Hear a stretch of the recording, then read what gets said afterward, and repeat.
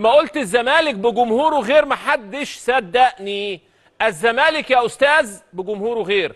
حد يقول للناس يا جماعه في كايزر تشيفز، حد يقول للناس بره، حد يقول للناس ان الزمالك اللي راح لاعب زيسكو القصه مختلفه. حد يقول للناس ان الزمالك كان من غير جمهور، وحد يقول ان الناس ان الزمالك بجمهوره مختلف. ليه يا عم؟ واحد مره علق لي قال لي هو الزمالك بجمهوره بيلعب ب 17 لعيب؟ لا، بيلعب ب 20 لعيب، بيلعب ب 22 لعيب. الزمالك بجمهوره غير.